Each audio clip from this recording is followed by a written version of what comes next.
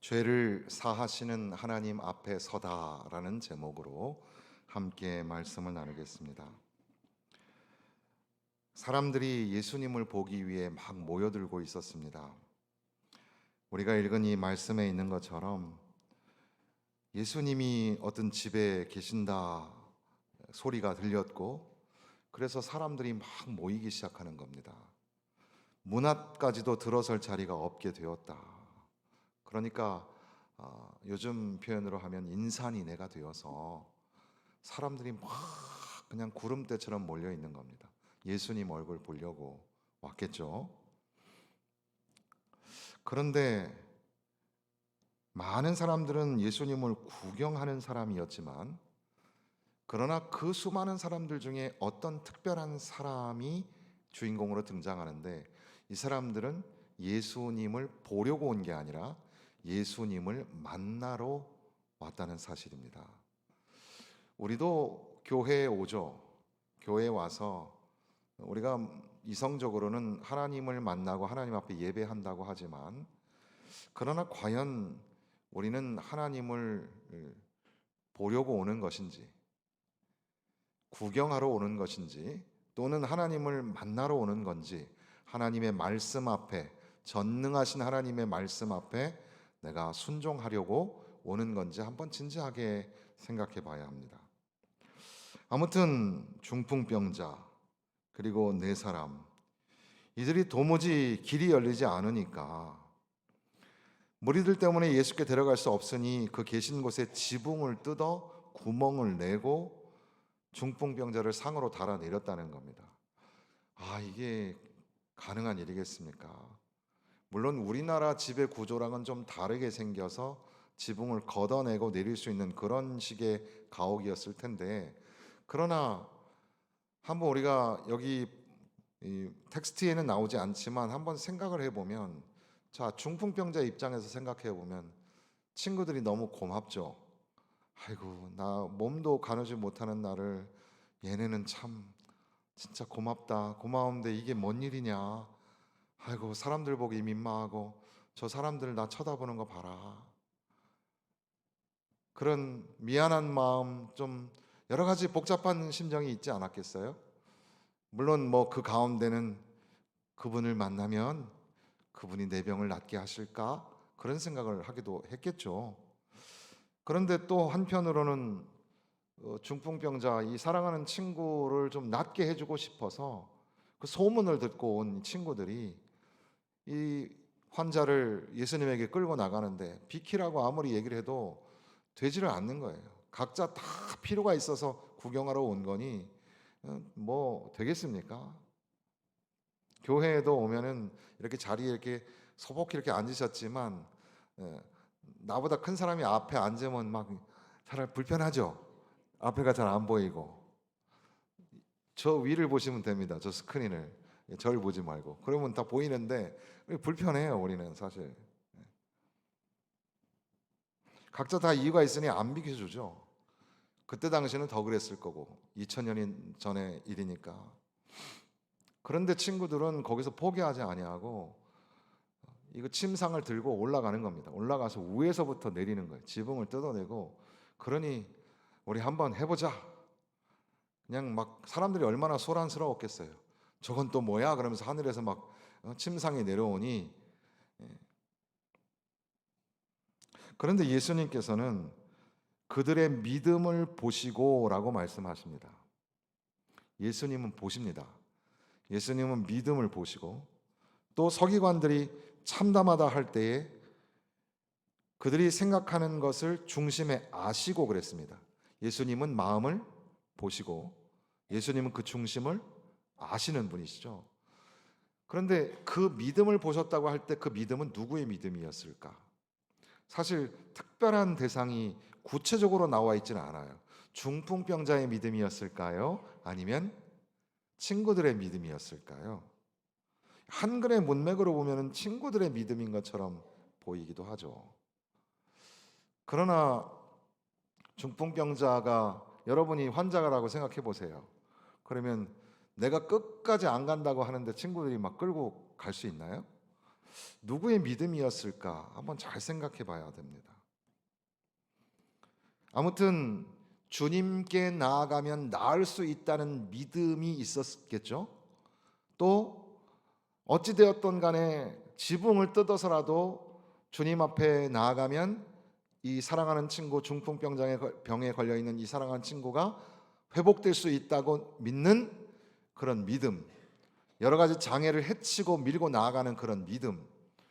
그래서 우리는 여기에서 예수님께서는 믿음을 보시는구나, 우리도 믿음을 가지고 살아야 되겠다, 예수님 앞에 나아가면 우리를 낫게 하여 주시고 죄사함을 주시고, 그러니 그 예수님 앞에 나아가는 믿음이 있어야 되겠다, 믿음을 주옵소서, 이렇게 이 말씀을 통해서 우리가 배우려고 한다는 겁니다.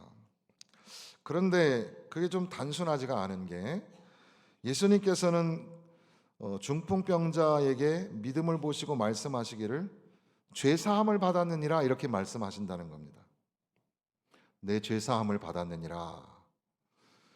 서기관들이 불편한 마음을 가졌어요. 왜냐하면 그들의 마음도 이 율법적으로는 맞는 거잖아요. 죄를 사하는 권세는 누가 가지고 계십니까?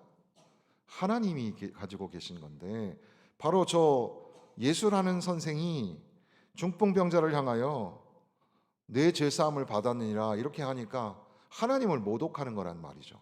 그러니 이 율법에 매여 사는 이 서기관들 입장에서는 불편했던 겁니다.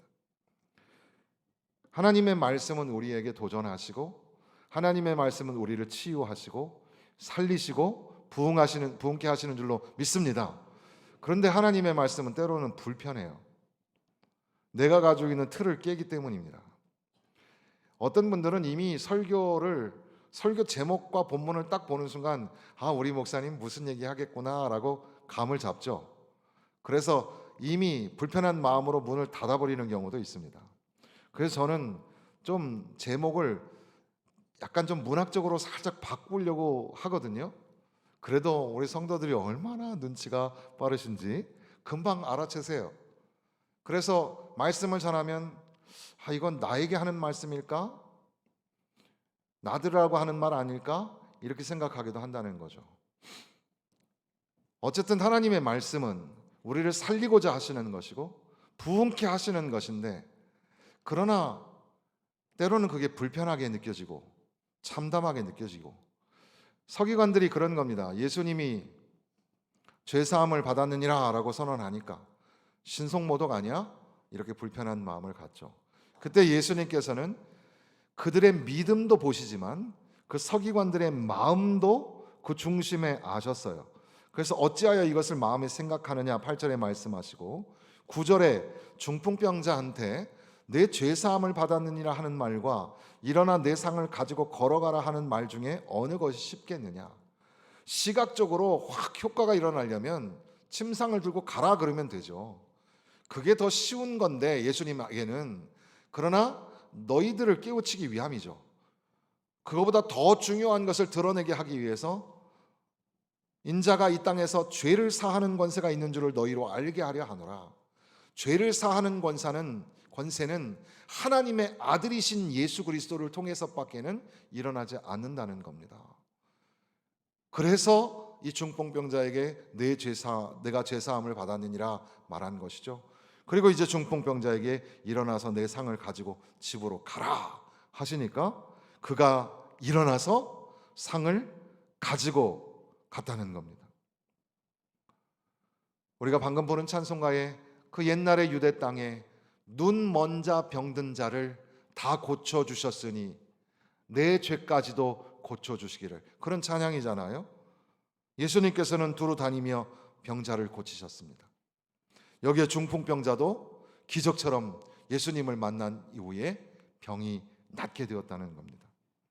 사람들이 다 놀라서 하나님 앞에 영광을 돌리면서 이런 일을 도무지 우리가 보지 못했다.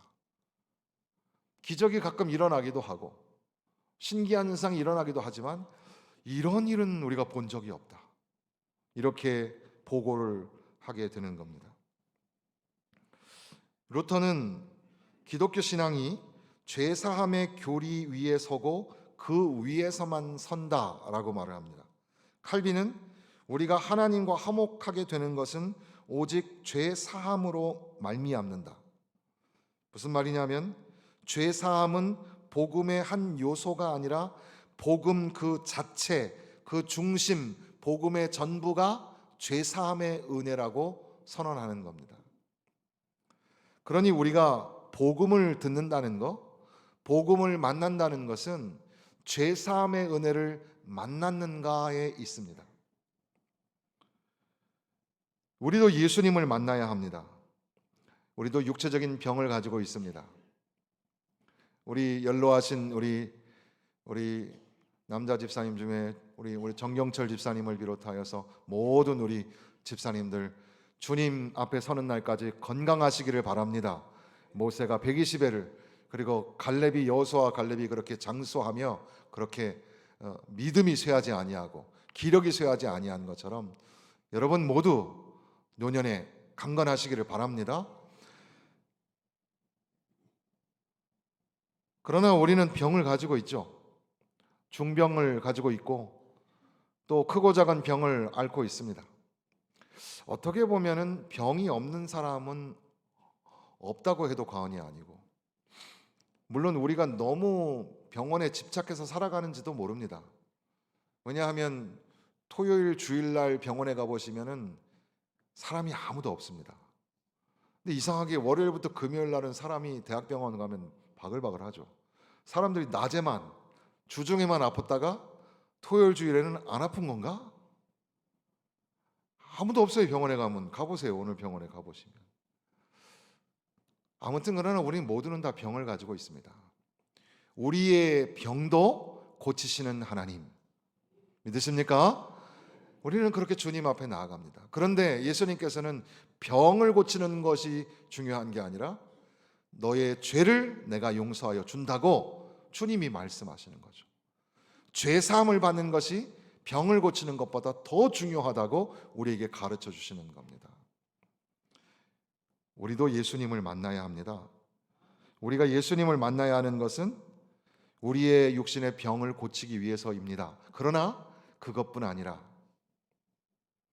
우리의 죄가 사함 받아야 되기 때문에, 우리가 죄 사함의 은혜를 누리며 살아야 되기 때문에, 그래서 예수님을 만나야 합니다. 예수님에 대해서 아무리 말을 많이 하고 예수에 관한 노래를 아무리 많이 불렀다고 해도 예수님을 모를 수가 있습니다. 예수님을 만난 적이 없을 수가 있습니다. 신기하게도 수십 년을 교회 다녀도 예수님을 한 번도 만난 적이 없는 사람도 있습니다.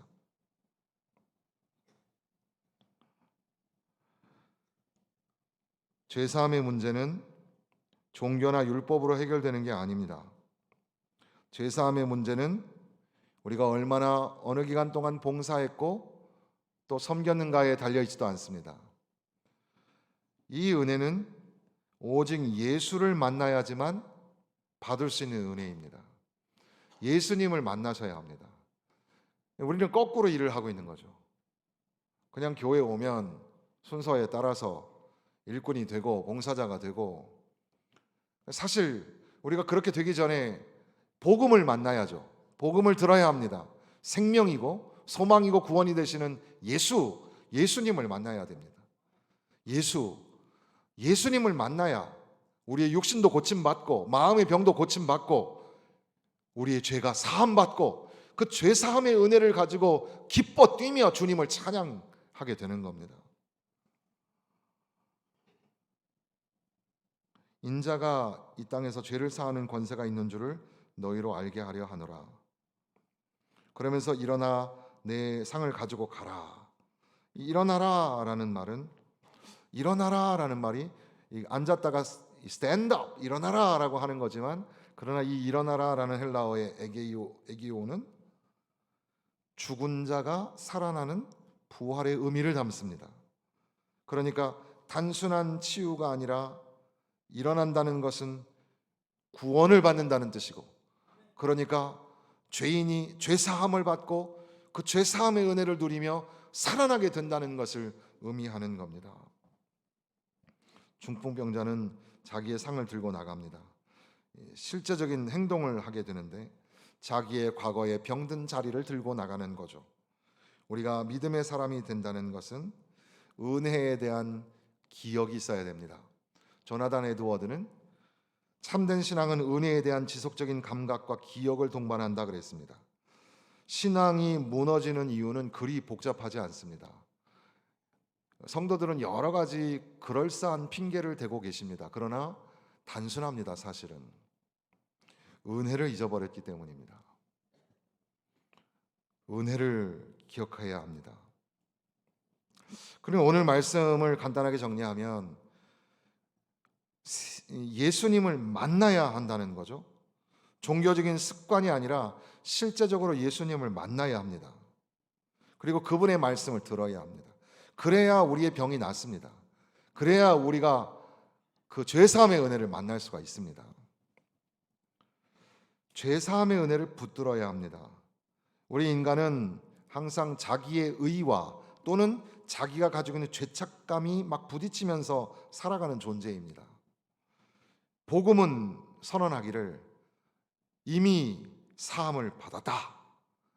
예수의 보혈로 네가 죄사함을 받았느니라 선언하고 하신거든요. 그러니 그 죄사함의 은혜를 붙들어야 합니다. 그리고 은혜를 잊지 말아야 합니다. 신앙은 형식이 되고 사역은 의무가 되고 공동체는 무거운 짐을 지고 가는 것처럼, 그래서 봉사자를 세우려고 해도 안 하겠다는 사람이 많아요. 은혜를 기억하면 감사가 되고 은혜를 누리면은 능력이 나타납니다. 그러니 은혜를 받는 게 얼마나 귀한 일입니까? 이 말씀 속에서 누가 얼마나 믿음이 좋은가, 그거보다는 예수님을 만나야 되는구나, 예수님을 만나서 죄사함의 은혜를 받아야 되는구나, 이런 결론을 우리가 맺게 되는 겁니다. 이 사건은 비교적 우리에게 잘 알려진 사건인데 여기에 덧붙여서 중요한 몇 가지 결론을 적용으로 만들어 보겠습니다. 캠벨 몰간이라는 그 웨스트민스터 채플의 로이드 존스만큼이나 유명한 설교자가 캠벨 몰간인데, 캠벨 몰간은 이 1절에서 12절까지의 말씀의 주석에서 두 가지를 설명했습니다. 하나는 예수 그리스도의 자기 비하, 우리가 지금까지 얘기했던 케노시스, 예수 그리스도의 자기 비하를 삶으로 보여주셨다. 친히 마치 의사의 도구처럼 예수님이 도구가 되셔서 중풍병자를 고치시는 그런 낮은 자의 자리로 오셨다고 얘기를 하면서, 또한 동시에 말하기를 이것은 기도로 이루어지게 된다는 겁니다. 그래서 이 사건을 통해서 우리가 좀 알아야 될 것은 거기에는 기도의 능력이 있었다는 겁니다. 기도는 하나님의 말씀에 귀를 기울이는 것이며 하나님께서 하실 수밖에 없는 말씀에 귀를 기울이는 것이며, 그래서 하나님께서 하시는 말씀이 옳다는 데 동의하고 하나님께 그 말씀에 순종할 수 있는 능력을 달라고 간구하는 것. 그래서 사실은 우리는 세상의 환자들, 병자들을 만나면 무능력해질 수밖에 없는데, 그러나 자기 자신을 비우는 사람들은 자기 자신의 능력이 아니라 하나님이 부어주시는 충만한 은혜로 하나님 앞에 나아가고, 결국 기도라는 것은 영혼으로 하여금 자기를 비울 준비를 하게 하는 것. 그래서 이 기도가 세상에 하나님의 뜻을 이루게 하시는 통로가 되어서 병자를 고치게 된다, 이렇게 설명을 합니다. 그러니 간단히 말하면 예수의 자기 비움, 그리고 그것을 실현해내는 영성이 바로 기도이다. 그러니 중풍병자를 고치는 사건과 죄사함을 받는 은혜를 만나는 사건이 오늘 우리 가운데 이루어지기 위해서 우리는 기도의 자리를 빼앗기지 말아야 합니다. 여러분 지금도 잘하고 계신데 한 발자국만 더 앞으로 나가셔야 됩니다. 기도의 자리로 한 발자국만 나가시면 됩니다. 지금까지 잘하셨습니다. 잘하셨는데 한 발자국만 더 나가면, 제가 담임이니까 담임 선생님이 말하듯 얘기하는 겁니다. 한 발자국만 더 나오시면 은혜를 받습니다. 한 발자국만 더 나오시면 기적이 일어납니다. 근데 이상하게 이 한 발짝을 안 나가려고 하는 겁니다. 동시에 도널드 잉글리시라고 그 영국의 그 BST라는 주석을 쓰신 영국의 감리교 신학자인데요. 이분은 이 본문의 말씀 속에서 조금 다른 거를 또 관점을 보셨는데, 그 관점은 그런 겁니다. 죄사함과 병고침의 본질적인 일관성은 선교에 대한 이해에서 매우 중요하다라고 설명을 하는 거죠. 그래서 얼마만큼의 죄가 얼마만큼의 질병을 낳는가, 어떤 죄가 어떤 질병으로 이끄는가, 이거는 과학의 범주가 아니라 죄와 질병은 둘 다 인간의 삶에 해롭고 파괴적이며 그리스도인들은 온전한 인간성을 위협하는 모든 것에 반대하도록 하나님 나라의 이름으로 그렇게 하도록 부르심을 받았다. 복음 전도, 사회적 보살핌, 정의, 육체적 질병, 생태학적 관심, 인종 간의 조화, 사회에서의 남녀의 동등과 존중, 그리스도인들이 씨름해야 될 것들이 굉장히 많은데 이런 것들을 제한하지 말고 이 모든 선교적인 관점에서 이 문제를 볼 수 있다.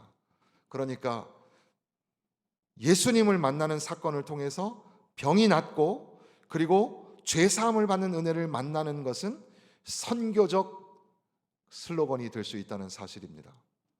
우리가 선교를 그렇게 열심히 해야 되는 이유는 예수님을 전하고 예수님을 만나면 병이 낫습니다. 문제가 해결됩니다. 예수님을 만나면 기적이 일어납니다. 그러나 더 놀라우신 은혜는 내가 죄사함을 받았다는 것을 알게 된다는 사실입니다. 예수의 보혈 때문에 그가 찢기신 살과 피로 인하여 내가 죄사함을 받았다는 사실을 아는 순간 내 인생은 완전히 바뀌게 되는 겁니다. 저는 이 말씀 끝에 제가 이 본문의 말씀의 적용으로 다시 한번 여러분들에게 상기하고자 하는 것은 예수님을 만난다는 게 뭘까요? 오늘 우리가 어떻게 예수님을 만날 수 있을까요? 만날 수 없을까요? 오늘 우리가 예수님을 만나는 방법을 매우 구체적으로 우리에게 가르쳐 주셨습니다. 바로 성경 말씀입니다. 하나님의 말씀을 듣고 읽는 것이 예수님을 만나는 가장 좋은 길입니다. 이 말씀을 아무리 봐도 잘 모르겠잖아요. 그러면 뭐 신학교 가야 된다 그런 말이 아닙니다. 예수님께서는 우리의 필요를 너무나 잘 아시기 때문에 우리에게 약속을 하셨습니다. 뭘 약속하셨죠? 보혜사 성령을 약속하여 주셨습니다. 성령이, 주님이 가시고 나면 성령이 우리 가운데 오셔서 우리로 하여금 깨닫게 하시고 알게 하시고 감동하시고 역사하여 주신다. 성령의 인도함을 받게 하신다는 겁니다. 그러니 성령의 감동하심과 우리의 손에 들려진 빼앗길 수 없는 이 성경 말씀을 통해 우리는 예수님을 만나게 되는 겁니다. 하나님의 말씀을 통해서 예수를 만나야 됩니다. 그냥 괜찮은 고전, 오디세이 그런 거 읽는 거와 비슷하게 역사적인 책으로 읽거나 또는 문학적인 요즘에 유명한 소설들 많잖아요. 저도 최근에 세상 사람들이 좋아하는 그런 책들 몇 권 또 보고 있는데 저는 보통 목회자니까 그들이 쓰고 있는 세상의 문학에 사용되는 언어를 좀 배우려고 하는 건데요. 아무튼 세상에 좋은 책들 많잖아요. 그런 정도의 한 권으로 성경을 생각해서는 안 됩니다. 성경은 하나님의 말씀입니다. 믿으십니까? 하나님의 말씀. 그래서 신학교 처음 들어가면 1학년 때 라틴어도 모르는데 불구하고 배우는 말이 솔라 스크립추라, 토타 스크립추라, 오직 성경, 모든 성경. 성경 외에서는 말하지 말고 오직 성경에서만 말하고 성경의 한쪽 귀퉁이만 가지고 말하지 말고 모든 성경을 통해서 말하고 성경은 하나님의 말씀, 하나님의 감동으로 된 것으로 교훈과 책망과 바르게 함과 의로 교육하기에 유익하니 하나님의 말씀은 내 발의 등이고 내 길의 빛이며 하나님의 말씀은 좌우의 날선 검과 같이 예리하여 혼과 영과 관절과 골수를 찔러 쪼개기까지 하시는 말씀. 말씀이 육신이 되어 오신 것이 예수님이시죠. 그러니 오늘 우리도 예수님을 만나야 합니다. 어떻게 만날까요? 성경 말씀을 통해서 만나는 겁니다. 주일학교 청소년들, 청년들 요즘에 그 방황하는 별들 얼마나 괴롭습니까? 그러니 분위기 좋은 음악 깔아주고 우리 청년부실에 가면 카페도 있잖아요. 커피도 좀 마시고 그리고 좀 얘기도 하고 들어주고 위로해주고 상담해주고 그게 틀렸다는 것도 아니고 나쁘다는 것도 아닙니다. 중요한 일입니다. 그러나 그걸로 하면 안 됩니다. 그거 아무리 해도 예수님 만날 수 없어요. 예수님 만나려면 성경을 읽어야 합니다. 성경 말씀을 가르쳐 줘야 합니다. 선생님들이 성경을 가르치려면 선생님들이 성경 말씀을 들어야죠. 선생님들이 하나님의 말씀에 은혜를 받으셔야 되지 않습니까? 근데 본인들이 성경 공부를 안 해요. 말씀을 읽지 않아요. 말씀에 설교자의 강단을 통해서 말씀을 듣지 않습니다. 그럼 어디서 예수님을 만나요? 내가 만난 예수를 전해야 되지 않겠습니까? 우리 아이들에게 어려서부터 성경을 배우게 가르쳐야 합니다. 우리가 말로만 예수님을 전인격적으로 만나야 된다고 자꾸 얘기하는데 어떻게 만나요, 예수님을? 그래서 우리에게는 복음서, 사건들이 열거되어 있는 이 복음서가 우리에게 존재합니다. 예수님의 행적이 기록되어 있는. 그래서 제가 그 싱클레어 퍼거슨의 책을 번역을 하나 했잖아요. 그 뭐 작은 동화책 같은 내용이지만 그 얘기의 핵심이 뭐냐면 예수님의 일생입니다. 예수님의 일생을 쭉 기록한 책이에요. 그냥 그것을 읽으면 성경책, 복음서 전체를 읽는 것과 똑같은 효과가 있는 거죠. 성경에 있는 이야기를 우리가 말해야 합니다. 성경의 사건을 소개해 줘야 합니다. 어머니의 무릎 위에 앉아서 재미있게 듣던 말, 그때 일을 지금도 내가 잊지 않고 기억합니다. 하나님의 말씀. 저는 여러분들이 예수님을 꼭 만나셨으면 좋겠습니다. 예수님을 만나서 인생이 바뀌셨으면 좋겠습니다. 주중에 선교사님 만났는데 그 명동에 뭐 그런 예화를 하시더라고요. 명동에 롯데 관련된 빌딩이라 그랬나?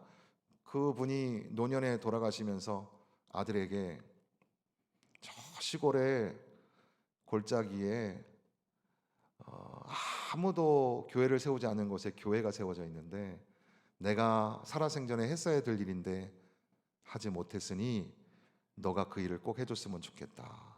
그래서 그 아무도 찾아오지 않은 그 오지의 교회, 그 교회의 목사님을 모셔다가 극진히 대접해라. 그리고 그 교회에 힘들고 어려운 그 교회를 위해서 필요한 것들을 채워줘라. 그 사람은 그 인생이 끝나기 전에 자기의 인생을 회고하면서 돈을 많이 버는 것도 중요하고 또 여러 가지 많은 업적을 세우는 것도 중요하지만 결국 인생의 마지막에 종착점에 와서는 하나님이 기뻐하시는 교회와 주의 종을 섬기는 일을 못했다는 것을 아들에게 유언으로 남기게 된 거죠. 여러분, 예수님을 만나셔야 합니다. 예수님을 만나고 생각이 바뀌고 토양이 바뀌고 여러분의 삶의 태도가 바뀌고 목적이 바뀌어야 됩니다.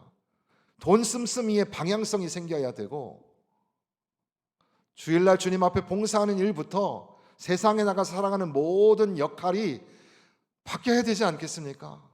그런데 그렇게 되기 위해서는 성경 말씀, 하나님의 말씀을 의지하고 성령이 우리 가운데 찾아오셔서 우리 가운데 내주하시는 것을 믿으며 깨닫게 하시고 이해하게 하시고 보여주시고, 이걸 우리는 일루미네이션, 조명이라고 합니다.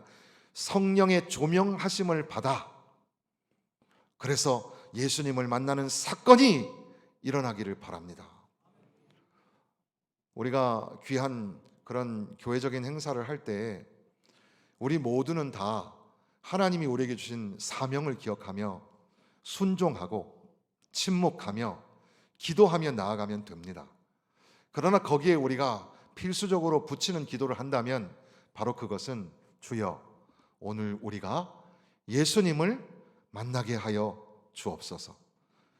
남들이 하는 예수, 남들이 말하는 예수를 듣기만 하는 것이 아니라 내가 예수를 만나게 하시고 예수 만난 증거를 가지고 간증을 가지고 살게 하여 주옵소서. 여러분 모두 예수님을 다 만나시기를 주님의 이름으로 축원합니다.